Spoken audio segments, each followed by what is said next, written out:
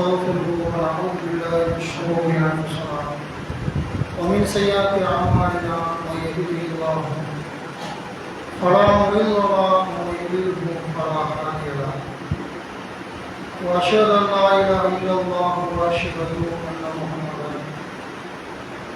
عبده ورسوله أما بعد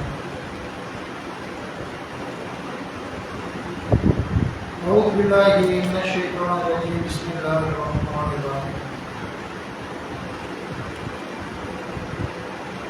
يا أيها الناس اتقوا ربكم الذي خلقكم من نفس واحدة وخلق منها زوجها وبث منهما رجالا كثيرا ونساء واتقوا الله الذي تساءلون به والأرحام إن الله كان عليكم رقيبا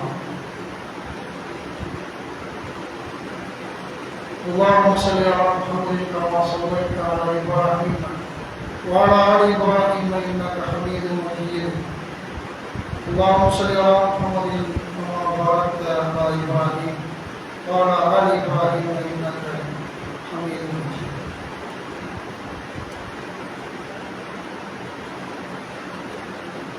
எல்லா புகழும் புகழ்ச்சியும் இவ்வுலகத்தை படைத்து பரிபாலிக்கின்ற ஏக இறைவனாம் அல்லாஹ் சுப்ஹானஹு வ தஆலாவுடைய புகழாகும் புகழ்ச்சியும் உரித்தானமான அடுத்து போற்றும் கண்மணி நபிகள் நாயகம் ஸல்லல்லாஹு அலைஹி வஸல்லம் அவர்களின் மீதும் அவர்களுடைய வாழ்க்கை நெறிமுறைகளை பின்பற்றி வாழ்ந்து மறைந்த உத்தம சத்திய சஹாபாக்கள் மீதும் மற்றும் நபிகள் நாயகம் ஸல்லல்லாஹு அலைஹி வஸல்லம் அவருடைய தலைமுறையில் யாரெல்லாம் வருகை தந்திருக்கிறார்களோ அத்தகைய நன்மக்கள் அனைவர்களின் மீதும் அந்த ஏக இறைவனின் சாந்தியும் சமாதானம் இன்றும் உரித்தானதுமாக நிலவட்டுமாக என்ற பிரார்த்தனையோடு அல்லாஹ்வுடைய மாபெரும் பேரவரால் நம் மீது கடமையாக்கப்பட்டிருக்கின்ற இந்த யௌமுல் ஜும்ஆ என்று சொல்லக்கூடிய பரக்கத்தான ஒரு தினத்திலே அருள்மழை பொழியக்கூடிய நன்மைகளை வாரி வழங்கக்கூடிய இந்த ஜும்ஆவுடைய தினத்திலே ஜும்ஆ தொழுகைக்காக மற்றும் உரையை கேட்டு அதற்கு முன்னாடியே வந்து அமர்ந்திருக்கக்கூடிய நம் அனைவர்களின் மீதும் அந்த ஏக இறைவனின் சாந்தியும் சமாதானம் என்றும் உண்டாகட்டுமாக நிலவட்டுமாக என்ற பிரார்த்தனையோடு இந்த ஜும்ஆவுடைய முதல் உரையை நான் ஆரம்பம் செய்கிறேன். இந்த யௌமுல் ஜும்ஆவுடைய முதல் உரையிலே நான் தேர்வு செய்த தலைப்பு வாக்குறுதியும் ஒப்பந்தமும் என்ற தலைப்பிலே அல்லாஹ்வுடைய வேதத்தில் இருந்தும் அல்லாஹ்வுடைய தூதர் நபிகள் நாயகம் ஸல்லல்லாஹு அலைஹி வஸல்லம் அவருடைய வழிகாட்டுதலின் மூலம் ஒரு சில செய்திகளை சொல்வதற்காக இந்த ஜும்ஆவை பயனுள்ளதாக ஆக்க நான் விரும்புகிறேன். கண்ணியத்துக்குரிய சகோதர சகோதரிகளே, ஒரு மனிதன் எந்த இடத்துல மேன்மை அடைகிறான், எந்த இடத்துல இழிவுக்குள்ளாகிறான் என்று பார்க்கக்கூடிய நேரத்தில் மனிதர்களை எடுத்துக்கொண்டோம் என்று சொன்னால் அவனுடைய வாக்குறுதிகள், ஒரு மனிதன் இன்னொரு மனிதனுக்கு அளிக்கக்கூடிய ஒரு வாக்குறுதி, அந்த வாக்குறுதியை சரியாக பேணிவிட்டால் எல்லாமே சரியாக அமைஞ்சிடும். நாம் கொடுக்கக்கூடிய அந்த சொல்லக்கூடிய வாக்குறுதிகள், அந்த வாக்குறுதியில் அவர்கள் சரியாக நடக்கவில்லை என்று சொன்னால் கொடுத்த வாக்குறுதிக்கு எதிர்மறையாக நடக்கிறாங்க, ஏமாற்று பேர் வழிகளாக இருக்கிறார்கள் என்று சொன்னால் உடனே அவர்களை பற்றி முத்திரையிடப்படும். இப்போ ஒரு தடவை அவரிடத்தில் இருந்த ஒரு பாடம் கற்றுவிட்டார் என்று சொன்னால் உடனே முத்திரையிட்டு விடும். இவன் அப்படித்தான் சும்மா வந்து வாயோட பேசுவான உடைய செயல் வடிவத்தை எதிர்பார்க்கவே முடியாது என்ற அடிப்படையில் நம்மளால் உறுதி எடுத்துவோம். அவரை பற்றி முடிவெடுத்து விடுவோம். அதே போல் வாக்குறுதியை சொன்ன வாக்குறுதியை நூறு பிடிச்ச மாதிரி அதை நடைமுறைப்படுத்தி விட்டார் என்று சொன்னால் அப்போ அவரை பற்றி நம்முடைய உள்ளத்தில் மதிப்பு ஏற்படும், மரியாதை ஏற்படும். கரெக்டாக நடக்கிறாரு, ஜென்டில்மேனாக இருக்கிறாரு என்று சொல்லி நல்லது நேர்மையான பாயா இருக்கிறாரு அப்படின்ட்டு ஒரு வாக்குறுதியின் மூலமாக தான் மனிதனை கிடை போட முடியும். இது சும்மா காற்றின பறக்கிற மாதிரிலாம் வாக்குறுதி கொடுக்கக்கூடிய நிகழ்வை பார்க்கணும். இன்றைய சமுதாயத்தில் இஸ்லாமிய மார்க்கத்தை இஸ்லாமிய மரபுப்படி நாளை மறுமை நாளில் எல்லாமே விசாரிக்கப்படும். நபிகள் நாயகம் ஸல்லல்லாஹு அலைஹி வஸல்லம் உலகத்தில் நடக்கக்கூடிய ஒவ்வொருவரும் பொறுப்பாளி, அந்த பொறுப்பு பற்றி மறுமையில் விசாரிக்கப்படுவீர்கள் என்று எல்லாம் விசாரிக்கப்படக்கூடிய ஒரு காரணத்தினால் நாளை மறுமையில் வாக்குறுதிகளும் விசாரிக்கப்படும். ஒரு ஆம்பளை ஒரு ஆம்பளைக்கு வாக்குறுதி அளிக்கிறார், ஒரு பெண் ஒரு பொம்பளை இன்னொரு பொம்பளைக்கு வாக்குறுதி அளிக்கிறார் என்று சொன்னால் அதை பேணக்கூடியவர்களாக இருக்கணும். இஸ்லாம் வந்து கடுமையாக வந்து வாக்குறுதி விஷயத்தில் வந்து இஸ்லாம் வந்து ரொம்ப கடுமை காட்டுகிறது.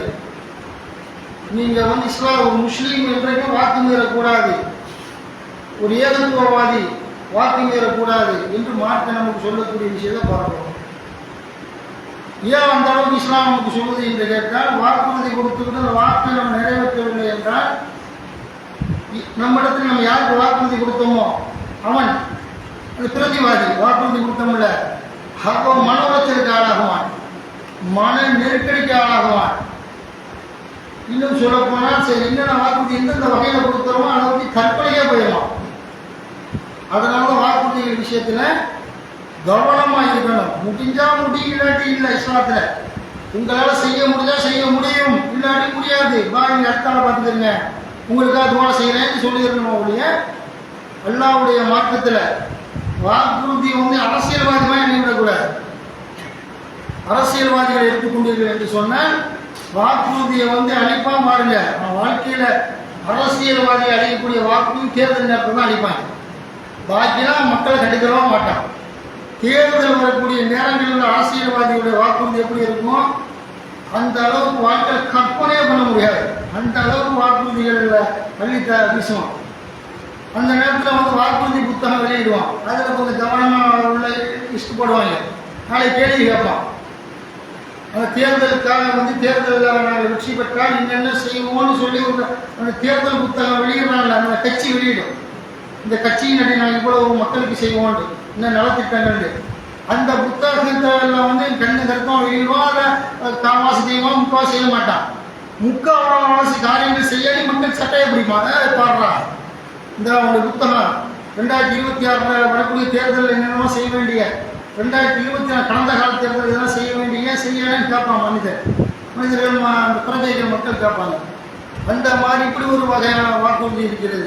அந்த நேரத்தில் அரசியல்வாதிகளுடைய வாக்குறுதி பறக்கும், காற்றில் பறந்த மாதிரி இந்த சூறாவளி காற்று மாதிரி பறக்கும். நான் ஆட்சிக்கு வந்தால் உங்கள் பகுதியில் பாலாறு ஓடும் தேலாறு ஓடும் வாங்க. நான் இந்த எங்களுடைய கட்சியை சேர்ந்தவர்களுக்கு வாக்களித்தால் உங்கள் வீட்டு பிள்ளை நள்ளிரவிலும் நீங்கள் கதவு தட்டினால் ஓடி வருவார், ஃபோன் செய்யுங்கள் வந்து நிற்பார் என்றெல்லாம் என்ன செய்வாங்க. பயங்கர கற்பனைக்கு ஏற்றால் வாக்குறுதிகள்லாம் கொடுக்கக்கூடிய விஷயத்தை பார்க்குறோம். அதெல்லாம் எதுவும் நிற்காது. அதெல்லாம் சும்மா பொய் வாக்குறுதிகளாக அந்த தேர்தல் நேரத்தை பிரச்சார களத்துக்காக கொடுக்கக்கூடிய வாக்குறுதிகளாக அங்கங்கே போகிற இடத்துல வாய்க்கு வந்ததை இது வாய்க்கு சின்ன நிற்போம். வாய்க்கு முன்னாடி என்ன மூலையில் எது செய்தி வருதோ அது இந்த காரியத்தை நம்மளால் நடத்த முடியுமா நடத்த முடியாதுன்றா வாங்க மாட்டான். வாங்கில வரதான் விடுவான். எனக்கு நீ ஓட்டு போட்டால் உங்கள் வீட்டு சோபாவை தங்கமாக மாட்டி தருவாமா முடியுமா, எனக்கு ஓட்டு போட்டால் உங்களுக்கு ஒரு 2 பவுன் நகை ஒரு குடும்பத்தாருக்கு வழங்கப்படுமா. அப்போ இந்த மாதிரி இந்த சீக்கிரத்தில் வாக்குறுதிங்கன்னா ஏமாற்று வாக்குறுதி. இஸ்லாம் வந்து உங்களை அங்கீகரிக்கவில்லை. இதெல்லாம் வந்து சும்மா என்ன செய்யணும், கடாத்தி விட வேண்டும். இதுக்கு இந்த வாக்குறுதியை கூட நிறைவேற்ற மாட்டாங்க. அவங்க அந்த கெஜெட்டில் வருது, அந்த புத்தகத்தினுடைய ஒரு தேர்தல் அறிக்கையை விடுவாங்க. அந்த நம்ம கட்சி ஜெயிச்சுட்டா இந்த மாதிரி நடப்போண்டு அந்த அறிக்கை புத்தகத்தில் கூட நிறைய விஷயம் நடைமுறைப்படுத்த மாட்டார்கள் என்றால் மக்கள் மத்தியில் அவங்களுடைய மதிப்பு எப்படி இருக்கும் சிந்திச்சு பார்க்கலாம். அதனால் வந்து இந்த மாதிரி அரசியல்வாதிகளை பொறுத்த வரைக்கும் எடுத்துக்கிட்டோம்னு சொன்னால் பள்ளிக்கூடத்துக்கு பிள்ளைகளாம் படிக்கக்கூடிய பிள்ளைகள்கிட்ட கேளுங்களேன், நீ என்னம்மா வருவானா, எல்லாரும் என்ன சொல்லுவான், நான் ஒரு கொஞ்சமான டாக்டராக வர்றாமா, ஒருத்தர் இன்ஜினியராக வருவாமா, மாணவ பருவத்தில் நான் கலெக்டராக வருவேன், போலீஸாக வருவாமா, எப்போதாவது அரசியல்வாதியாக வரேன்னு சொல்லியிருக்காங்க. ஸ்கூலில் பள்ளிக்கூடங்களில் காலேஜில் ஒருத்தரும் சொல்ல மாட்டான். அரசியல்னாலே தட்டுக்கட்ட வேலை தான் நடக்கணும். எவனும் போக மாட்டான். அரசியல் களத்துக்கு போனால் ரவுடிகள் போவான், மக்களை ஏமாற்றக்கூடியவன் போவான். இந்த மாதிரி அரசியல்னாலே சாக்கடை விளங்கியிருக்கானா இல்லையா அப்படி பார்க்குறோம். அப்போ அவங்க வாக்குறுதி எப்படி இருக்குன்னு சொல்ல வர்றேன். அதனால் நம்ம பார்க்குறோம். அப்போ இஸ்லாமிய பார்வையில் நம்ம மற்ற எல்லா விஷயத்தையும் எடுத்துக்கொண்டோம் என்று சொன்னால் வாக்குறுதிகளை கவனமான முறையில் வாக்குறுதிகள் வந்து கொடுக்கப்பட வேண்டும். என்பது திருமறை குர்ஆனில் அல்லாஹ் நமக்கு நல்லடியார்களை பற்றியும் நபிமார்களை பற்றியும் அல்லாஹ் சொல்லி காட்டக்கூடிய விஷயத்தை பார்க்கலாம். 19வது அத்தியாயத்தின் 54வது இறைவசனத்தில் அல்லாஹ் சொல்கிறான், வத்குர் ஃபில் கிதாபி இஸ்மாஈல இன்னஹு கான சாதிக்கல் வஅதி வ கான ரசூலன் நபியா. அல்லாஹ் ரப்பல் ஆலமீன் திருமறையில் சொல்றான், இந்த வேதத்தில் திருமறை குர்ஆனில் இஸ்மாயிலையும் நபியை நினைவூட்டுவீராக, நினைவு கூறுங்க. அவர் வாக்கை நிறைவேற்றுவராக இருந்தார், இறை தூதராகவும் நபியாகவும் இருந்தார் என்று அல்லாஹ் என்ன செய்யலாம். இந்த குர்ஆனில் இஸ்மாயில் நபியை நினைவுபடுத்துங்கள், அவர் என்ன சொன்னாரோ சொன்னதை செய்வார், அந்த வாக்குக்கு மாறு செய்ய மாட்டார், அந்த அளவுக்கு நேர்மையாளர் உண்மையாளர் நபி என்று அல்லாஹ் அவரை பற்றி இஸ்மாயில் நபி என்ன சொல்லலாம் கண்ணியப்படுத்தி சொல்லக்கூடிய விஷயத்தை பார்க்கிறோம். وَكَانَ يَأْمُرُ أَهْلَهُ بِالصَّلَاةِ وَالزَّكَاةِ وَكَانَ عِندَ رَبِّهِ مَرْضِيًّا. 1955 அவர் தமது குடும்பத்தாருக்கு தொழுகை ஏவினார், ஜகாத் கொடுக்குமாறு ஏவினார், தமது இறைவனால் திருப்பிக் கொள்ளப்பட்டவராகவும் இஸ்மாயில் இருந்தார் என்று அல்லாஹ் சொன்னார். அப்போ அந்த மாதிரி நல்ல காரியங்களை ஏவி வாக்குறுதிகளை நடைமுறைப்படுத்தக்கூடிய இறை தூதராக இருந்தார் என்பது அல்லாஹ் நமக்கு சொல்லி காட்டக்கூடியதை பார்க்கணும். அப்போ வாக்குறுதிகள் என்பது கவனமாக இருக்கு. நல்லா குர்ஆனில் சொல்லலாம். சில சஹாபாக்களை பற்றி அல்லாஹ் சொல்லி காட்டுகிறான். 33வது அத்தியாயத்தினுடைய 23வது இறைவசனம், மினல் முஃமினீன ரிஜாலுன் ஸதகு மா ஆஹதுல்லாஹ அலைஹி ஃபமின்ஹும் மன் கலா நஹபஹு வ மின்ஹும் மன் யன்தலிர் வ மா பத்தலு தப்தீலா. அல்லாஹ்விடத்தில் எதை பற்றி உறுதிமொழி எடுத்தார்களோ அதை நடைமுறைப்படுத்தியவர்களும் அவர்களில் உள்ளனர், உண்மைப்படுத்தியவரும் அவர்களில் உள்ளனர். தமது லட்சியத்தை அடைந்தவர்களும் அவர்களில் உள்ளனர். அதை எதிர்பார்த்து காத்திருக்கிறார்களே, அந்த மாதிரி அதை எதிர்பார்த்து கொண்டிருப்பவர்களும் அவர்களில் உள்ளனர். அவர்கள் வமா பத்தல் தகுதியிலா, அவர்கள் சிறிதளவும் அவர்கள் வாக்கு மாறவில்லை. என்ன சகாபாக்கள் எப்படி இதை முடிவு எடுத்தாங்கன்னா, நாங்கள் யுத்தத்துக்கு போவோம், நபிகள் நாயகமே நீங்கள் அழைத்தால் பத்ரா நாங்கள் வருவோம், உகது யுத்தமாக வருவோம், ஹந்தக்கா வருவோம், மூத்தா போர்க்களமாக வருவோம், என்னென்ன போர்க்களம் நடந்துச்சோ எல்லா போர்க்களத்துக்கும் வருவோம் என்று சொன்னார்கள். வந்தார்கள், ரசூலுல்லாஹ் வாக்கு கொடுத்தாங்க, வாக்கு நிறைவேற்றினார்கள். இன்னும் சில சஹாபாக்கள் அதை எதிர்பார்த்திருக்கிறார்கள், நமக்கு வாய்ப்பு கிடைக்காதா, நம்ம சின்ன பையனா இருக்கிறோம், 16 வயசு ரசூலை கூட்டிட்டு போக மாட்டேங்கிறாங்களே, ஒரு 15 வயசு சஹாபியா இருக்கிறோமே, நம்ம ஒரு 18 வயசு அடைஞ்சா ரசூலை கூட்டிட்டு போவாங்களே அப்படின்னு சில எதிர்பார்ப்பு.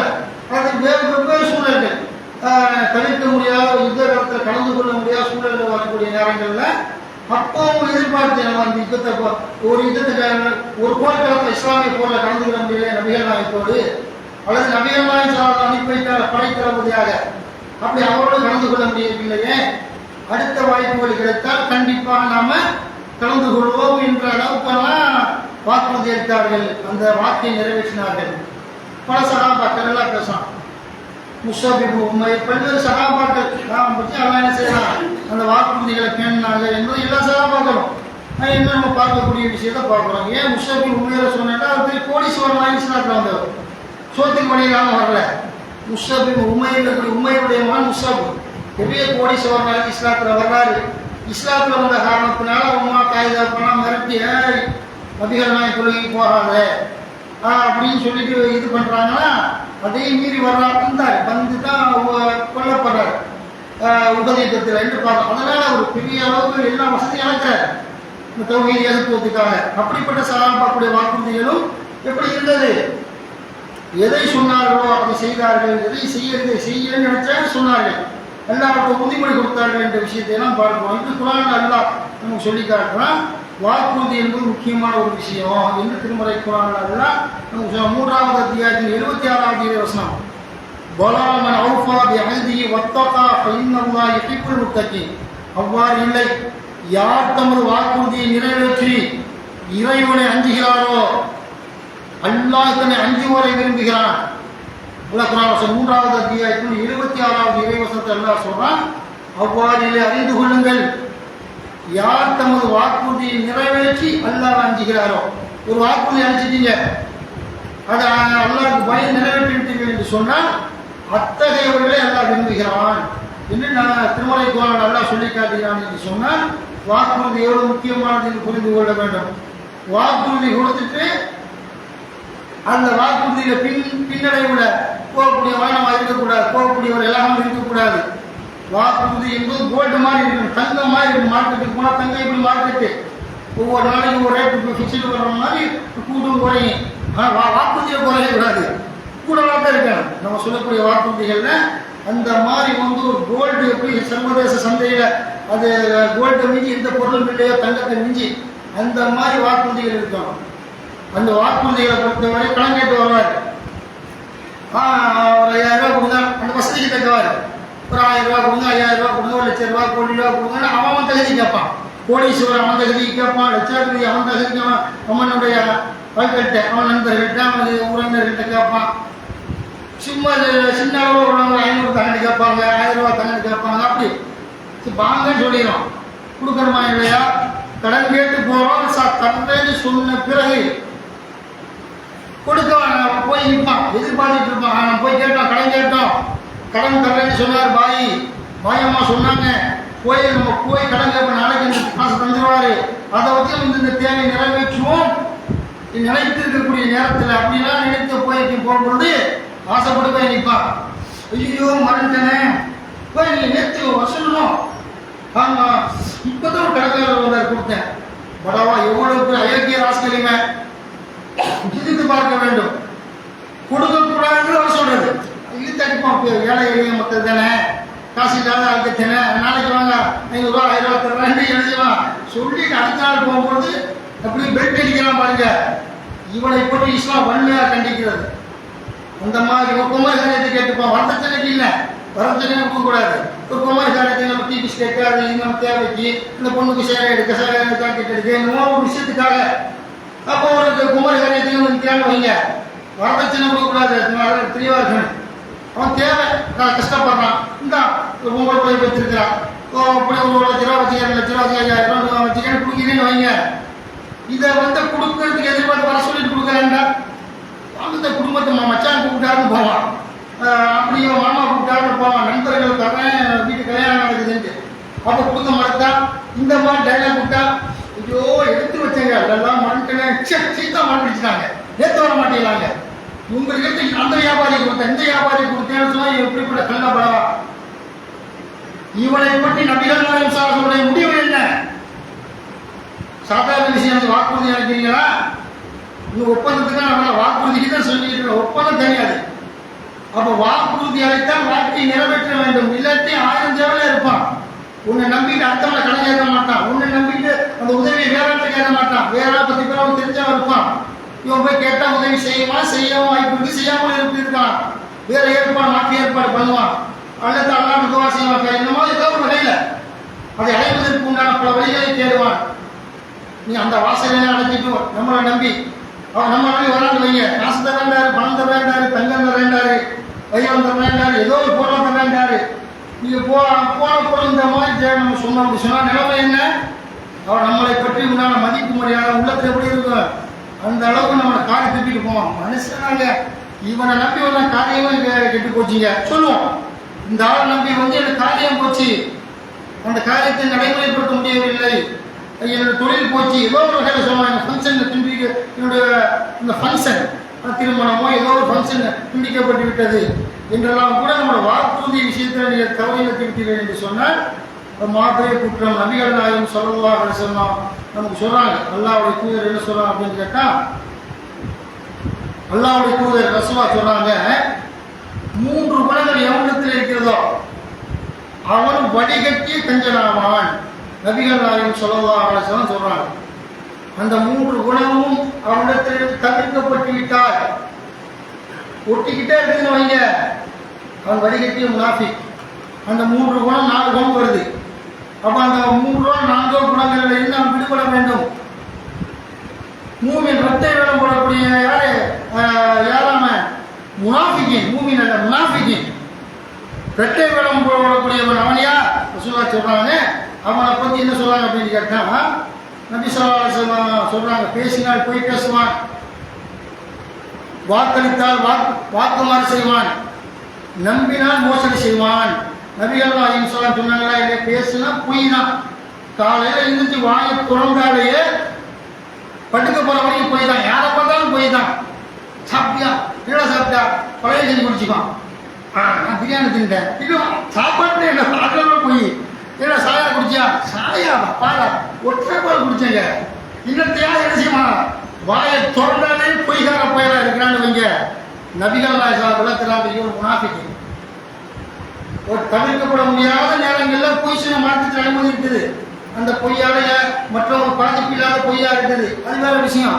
மாப்பிள்ளை பொண்ணாட்டி கீரியும் பாவமா இருக்கிறாங்க, இவன் கொஞ்சம் போகிற டைம் இரவுல கொஞ்சம் லேட்டாக போகிறான்.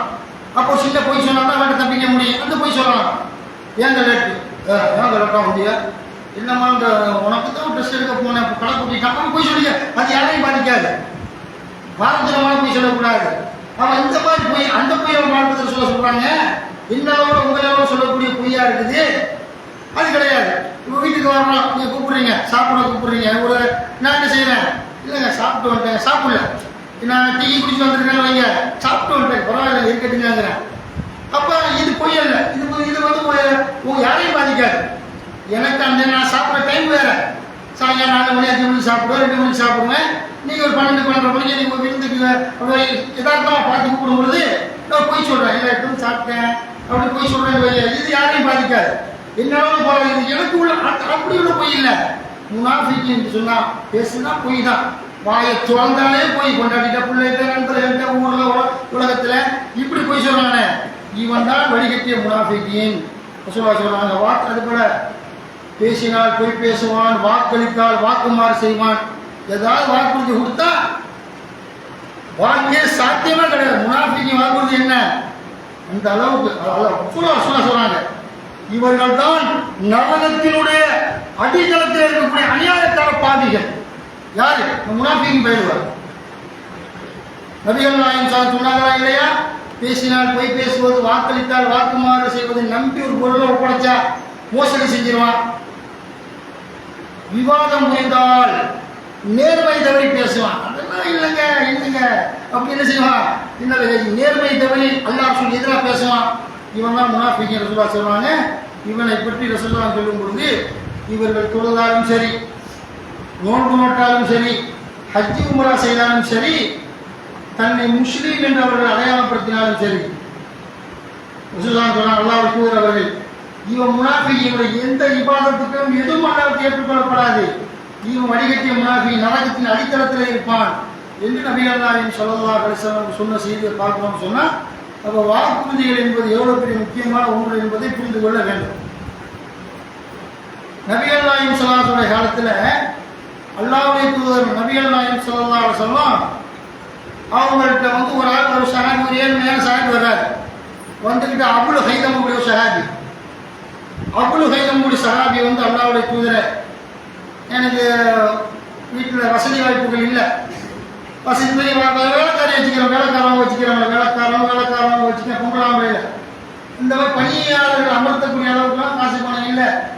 எனக்கு நீங்கள் வந்து யுத்த களத்திலிருந்து போர்க்களத்தில் ஜெயிக்கப்பட்டு அந்த அரெஸ்ட் பண்ணி இந்த கனிமத்து பொருளாக வரக்கூடியதில் போர் கைதிகளாக வரக்கூடிய அந்த போர் கைதிகளை ஒரு ஆளை கொடுங்க, நான் பணியாளராக நான் வைத்துக் கொள்வேன் அப்படின்னு அந்த ஒரு சஹாபி, ஏழை சஹாபி கேட்குறாரு. அப்போ நபி ஸல்லல்லாஹு அலைஹி வஸல்லம் அவங்கள்ட்ட ஒரு 3 போர் கைதிகள் வர்றாங்க. அப்போ வந்த உடனே ரசூலுல்லாஹ்வுடைய மகள் ஃபாத்திமா ரலியல்லாஹு வந்து செய்தி எட்டுது, நம்ம வாப்பாட்ட முகமது நபி ஸல்லல்லாஹு அலைஹி வஸல்லம் தந்தை முகமது ஸல்லல்லாஹு அலைஹி வஸல்லம் கிட்ட 3 போர் கைதிகள் வந்திருக்கிறாங்க, நாம் போய் கேட்போம். நேரம் வந்துடுறாங்க, பாப்பா என் கையை பாருங்க அப்படின்னு காட்டுறாங்க. காட்டினா திருகையை போட்டு மிக்சிங்கெல்லாம் இருந்துருச்சு, ஒரு சுற்றி கரண்டை போட்டு சுற்றி விட்டா இப்போ உள்ள காலத்தில் மிக்சியை போட்டால் அதான் என்னென்ன சட்னி ஆட்டி தந்துடும். அந்த மாதிரி காலம் இல்லை, திருகையில் அரைக்கணும் எல்லாம். பாத்திமா காட்டுறாங்க, இந்த திருகையில் ஆட்டி என் கையை பார்த்தீங்களா, நான் ஒரு பேரை காய்ச்சி போய்விட்டது, எனக்கு நீங்கள் வந்து இந்த போர் கைதிகள்லேருந்து ஒரு ஆளை கொடுங்க, நான் வீட்டில் வேலைக்கு வச்சுக்கிறேன், பணி செய்வதற்கின்ற உடனே நபிகள் நாயகம் சொன்னாங்க, உனக்கு தந்துட்டு நான் சொன்னாங்க. அந்த அபுல் ஹைதரை நினைவு கூடுறாங்க. ஆகா, அந்த அபுல் ஹைதர்னு ஒரு ஆள், அபுல் ஹைதம் வந்து கேட்டு போனாரு, அவருக்கு நான் என்ன செய்வேன், உனக்கு போர் கைதியை தந்துட்டேன்னு சொன்னால் என்கிட்ட சில நாட்களுக்கு முன்னாடி சில மாதங்களோ அவன் கேட்டு போனார்ல, இந்த அவ்வளோ கைதமுக்கு நான் கொடுக்கணுமே, பணியாளர் அவர் கேட்டு போனார், அவருக்கு கொடுக்கணும்னு சொல்லி தன் மகள் பாத்திமாவுடைய அந்த கோரிக்கையை ரசூலுல்லாஹ் நிராகரித்தார்கள். உனக்கு கிடையாது, அவ்வளோ கைதமுக்கு தான். அவரை வர சொல்லி போர் கைதியை அவருக்கு அன்பளிப்பாக ரசூலுல்லாஹ் கொடுத்தாங்க என்ற செய்தியை பார்க்குறோமா இல்லையா? இப்படி ரசூலுல்லாஹ் அவர்கள் என்ன சொல்கிறாங்க மகள்கிட்ட, நான் அவ்வளோ கைதமுக்கு வாக்கு கொடுத்துருக்கிறேன், அந்த வாக்கை நிறைவேற்றுவேன் என்று சொல்லி அவர் கொடுத்த செய்தி நமக்கு இஹியா உலுமுத்தீனுடைய நூல் வந்து இஹியா உலுமுத்தீன் பாகம் 3 பக்கம் 130 இடம்பெற்றிருக்கிறது என்று சொன்னால் அப்போ பார்க்குறோம். அந்த மாதிரி வாக்குறுதிகள் என்பது பேணப்பட வேண்டும்.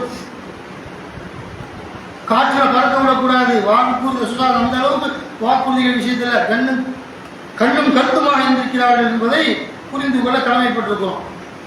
அதுபோல நபிகள் நாயகம் ஸல்லல்லாஹு அலைஹி வஸல்லம் வந்து ரசூலுல்லாஹ் தன்னுடைய மருமகன் விஷயத்தில் ரசூலுல்லாஹ் சொன்னாங்க. நான் கும்பல போயிருந்துச்சு இல்லை, பாத்திமா குல்சும் ருக்கையான்னு சொல்லி அப்படி வந்து ஜெயலலிதா ரசூலுல்லாஹ்க்கு அவர் தன்னுடைய மருமகன் ஒருவர் அவரை சொல்ல நினைவு கூறுறாங்க. இந்த சந்தர்ப்பத்தில் அப்படின்னு கேட்டால் அலி ரலியல்லாஹு அன்ஹு பயங்கரமாக அவர் பெரிய சஹாபிங்கிற மாற்றுக்கிறது இல்லை, ஒரு ஆகாவும் வச்சுப்பாங்க. அவங்க அப்படியே ஷியாக்கள்லாம் அள்ளிக்காலே உயிர், அள்ளிக்கால் எவ்வளோ உயிரை கொடுப்பாங்க.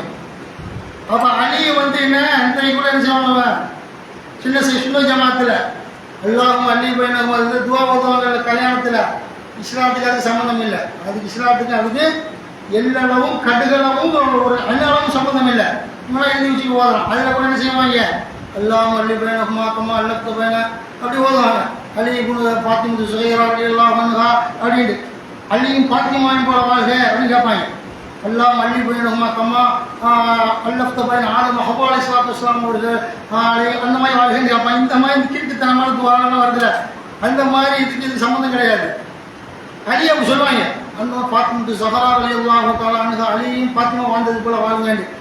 அலி என்ன செஞ்சிருக்கிறார், ஒரு கட்டத்தில் அலி பாத்திமாவோட வாழ்றாரு, சிறந்த சஹாபி என்பதை மாற்று கருத்து இல்லை. ஒரு கட்டத்தில் முடிவு எடுக்கிறார். என்ன முடிவு எடுக்கிறாருன்னு கேட்டால், அபூஜஹலுடைய மகளை பெண் பேசுவதற்காக முடிவெடுக்கிறாரு. முடிவெடுத்து பெண் பேசலாம் போறாரு. பாத்திமா வச்சு நடத்துவேன், 2வது பொண்டாட்டியா நான் வந்து அல்லாஹ்வின் விரோதியான அபூஜஹலுடைய மகள். அப்போ அவளை சிறுமண பொண்ணு பேசப்போ ரசூலுல்லாஹ் செய்தி கிடைக்குது. கூப்பிட்டு ரசூலுல்லாஹ் கண்டிப்பாங்க, ஒன்று என் மகளை முடிக்கிறதா இருந்தா நீ என் மகளை நீ வந்து அபூஜஹலுடைய மகளை முடிப்பதா இருந்தால் என்னுடைய மகள் பாத்திமாவை டைவர்ஸ் பண்ணி விவாகரத்து பண்ணிட்டு போ. பாத்திமாவுக்கு யார் நோவினை கொடுக்கிறாரோ, தொல்லை கொடுக்கிறாரோ அவர் முகமதா எனக்கு நோவினை கொடுக்கக்கூடியவர், தொல்லை கொடுக்கக்கூடியவர் சொல்லுவாங்க. அப்ப ரசூலுல்லாஹ் கடுமை காட்டுவாங்க. அதனால பெண் பேச மாட்டார், விட்டுருவார்.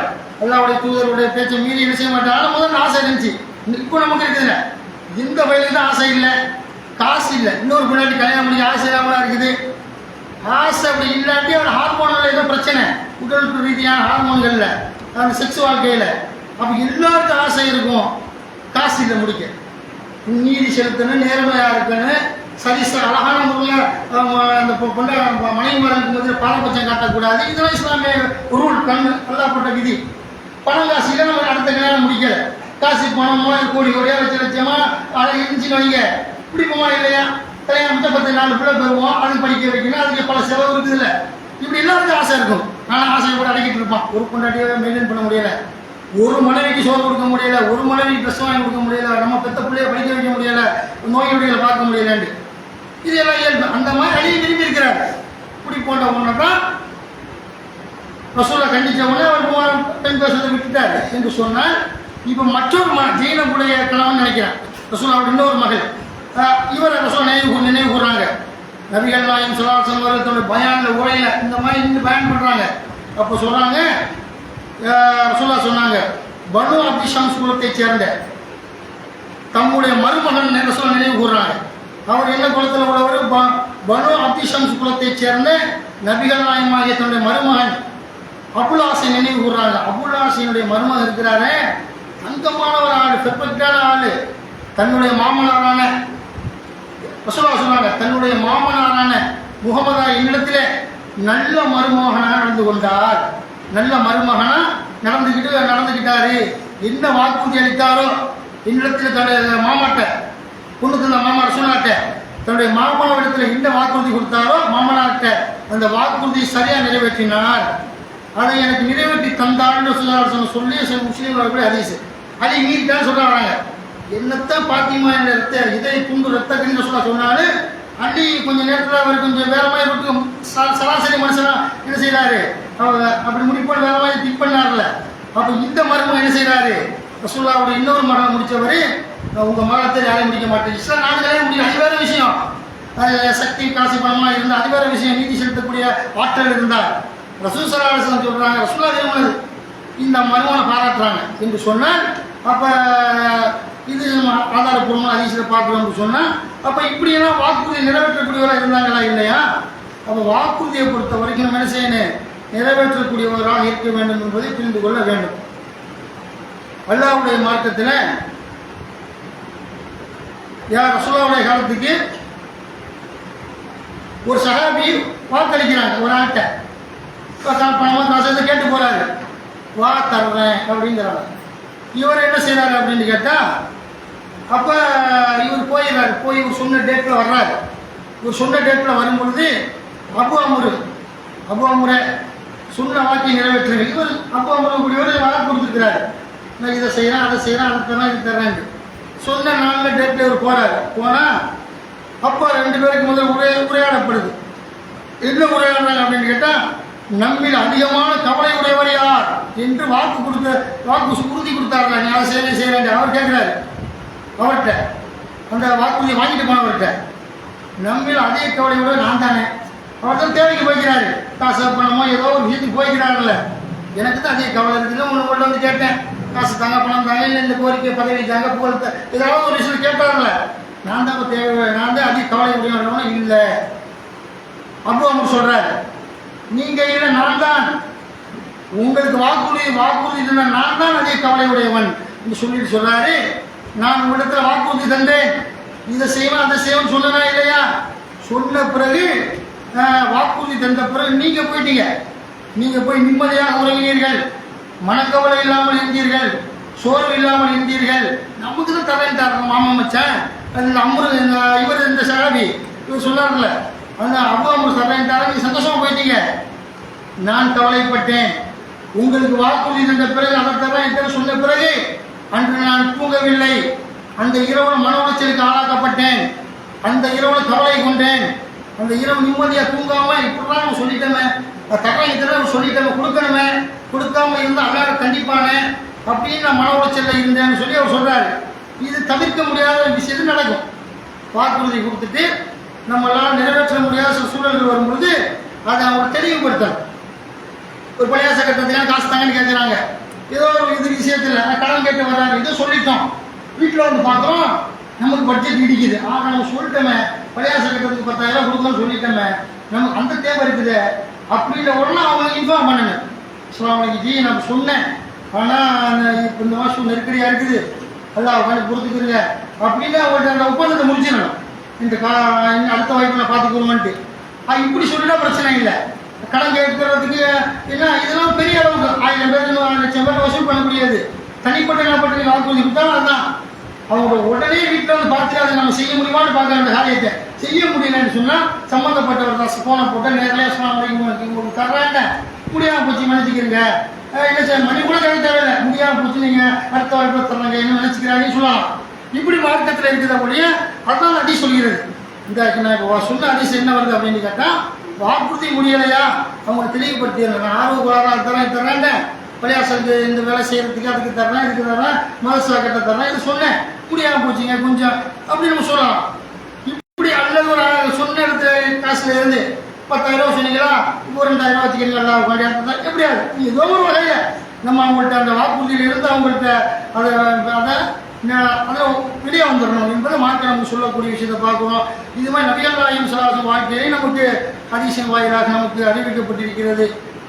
அதுபோல நம்ம பார்க்கிறோம் நபிகள் நாயகம் ஸல்லல்லாஹு அலைஹி வஸல்லம் பிறகு அபூபக்கர் ஆட்சிக்கு வர்றாங்க. அபூபக்கர் ரலியல்லாஹு அன்ஹு ஆட்சிக்கு வந்த பிறகு அப்போ அபூபக்கர் ரலியல்லாஹு அன்ஹுக்கு ரசூலுல்லாஹி ஸல்லல்லாஹு அலைஹி வஸல்லம் வாழ்ந்த காலத்தில் ஜாபிர் ரலியல்லாஹு அன்ஹுக்கு ரசூலுல்லாஹ் சொன்னாங்க, இன்னொன்று பகுதியில் பஹ்ரைனில் இருந்து ஜக்காத் நிதி வந்தால் உனக்கு இன்னென்ன பொருள் தர்றாங்கிறாங்க. இத்தனை ஒட்டாங்க, இத்தனை காசு தேவை அப்படிங்கிறாங்க. தங்க காசு, வெள்ளி காசுன்னு. அப்போ என்ன ஆகுது அப்படின்னு கேட்டால், ரசூலா மூத்தா போயிடுறாங்க. ரசூலா இருந்த நேரம் வரைக்கும் பஹ்ரைன்லேருந்து நிதி வரல. அந்த தேசத்தில் ரசூலா இஸ்லாமிய ஆட்சி, அந்த தேசத்துலேருந்து அந்த பகுதியிலேருந்து ஜக்காத்து வரல. ரசூலா மூத்தா போயிடுறாங்க. அபூபக்கர் ஆட்சிக்கு வர்றாரு. அபூபக்கர் அழைக்கிறார், வாங்க மக்களே, நபிகள் நாயகம் ஸல்லல்லாஹு அலைஹி வஸல்லம் அவர்கள் மூத்தா போயிட்டாங்க.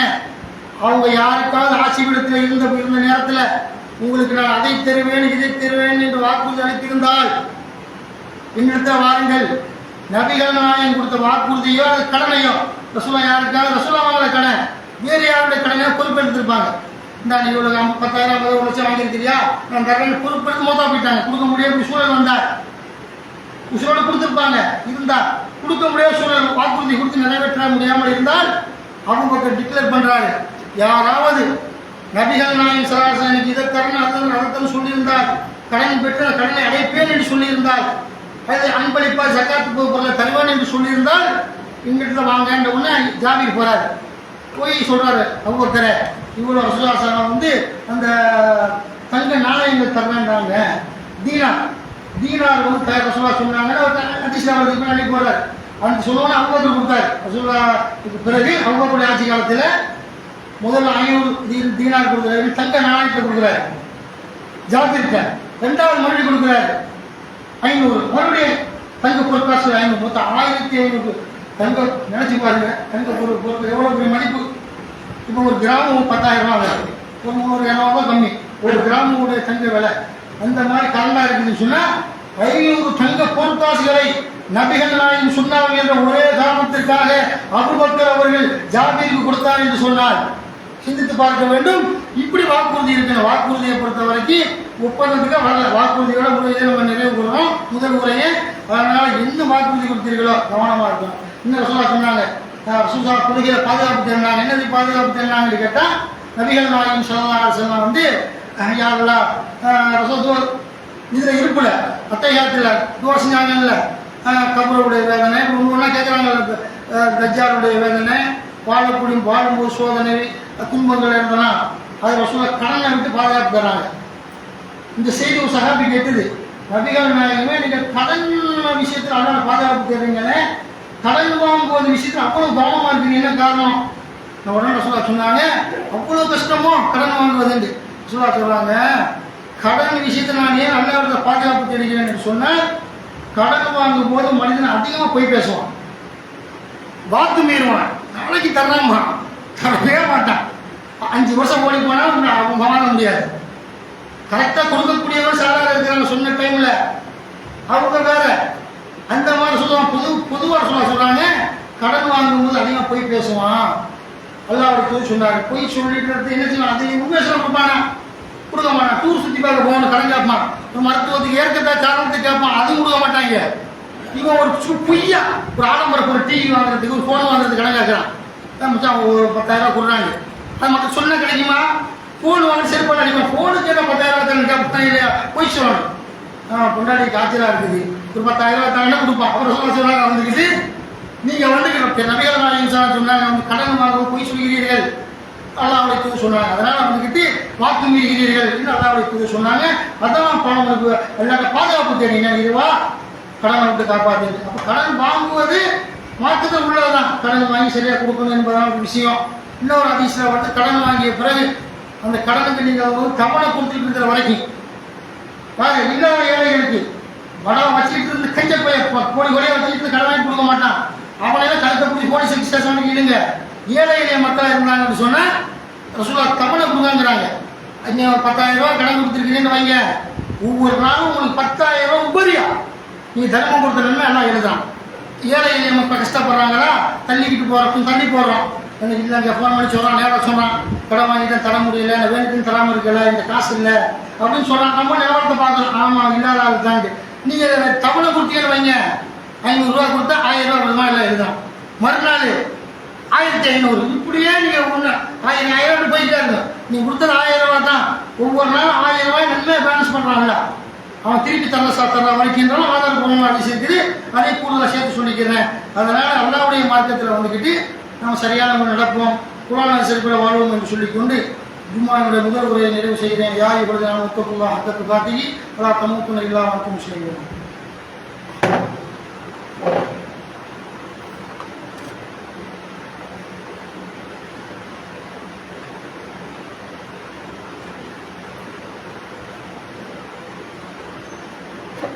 அல்ஹம்துலில்லாஹி ரப்பில் ஆலமீன். கண்ணியத்திற்குரிய சகோதரர்களே சகோதரிகளே, அல்லாஹ்வுடைய மார்க்கத்தின் நம்ம பள்ளிவாசலில் பல்வேறு பணிகள் செய்கிறோம். அது எல்லாருக்கும் தெரிஞ்ச விஷயம்தான்.